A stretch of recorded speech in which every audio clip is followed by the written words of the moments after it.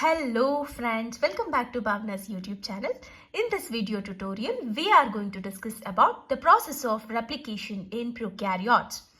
Replication of DNA by using a semi-conservative method that results in the formation of double-stranded DNA with one parental strand and a new daughter strand.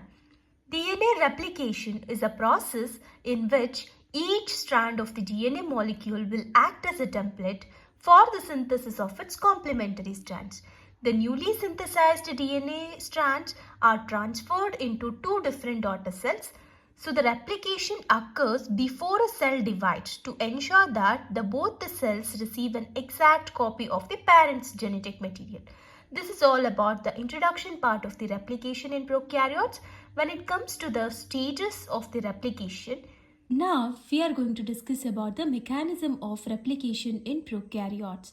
The replication in prokaryotes takes place in three major steps, that is initiation, elongation and termination. One by one we are going to discuss now. The first step in the replication is initiation.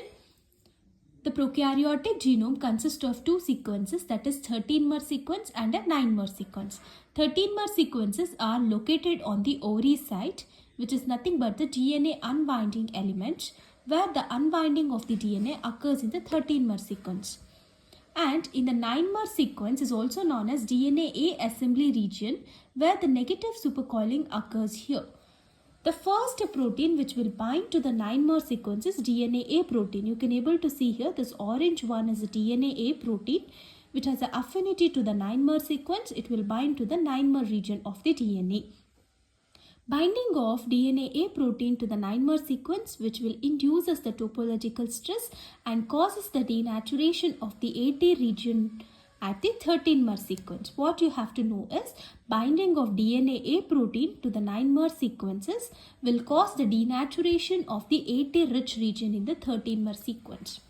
Now, single-stranded binding proteins will bind to the 13-mer sequences in the DNA and it maintains the integrity of the DNA. Moving further, binding of DNA A protein to the 9-mer sequence will recruit another one protein, that is DNA C protein. DNA C protein is nothing but the helicase loader which will load the DNA B helicase enzyme to the DNA unwinding element site and it gets self-detached. Now, binding of DNA C protein has recruited DNA B, that is helicase enzyme. The enzyme will move throughout and breaks the hydrogen bonds in the 13-mer sequences. The next one is DNA G protein. Binding of DNA B protein to the 13-mer sequences will recruit another one protein, that is DNA G protein, that is a primase enzyme. Now you can able to see here the helicase enzyme has broke the hydrogen bonds in the DNA. The transcription bubble has been formed. Now the primase enzyme will bind to the respective strands and start synthesizing a small stretch of RNA primer. Now what we need a polymerase enzyme to further elongate the process. The clamp loader will load the beta clamp of the polymerase to the strand. You can able to see the DNA polymerase complex structure where the beta clamp for the lagging strand and beta clamp for the leading strand, where the DNA polymerase will load it to the 13-mer region of the transcription bubble now. Overall, you can able to refer here the replication originates at the specific sites in the prokaryotes, that is ovary site. It has got two regions, that is 9-mer sequence and the 13-mer sequence. DNA A protein first will bind to the 9-mer region and starts unwinding the 13-mer region. The helicase will bind and breaks the hydrogen bonds and forms a transcription bubble. The primase and the DNA polymerase 3 will bind and starts initiating the process of replication process.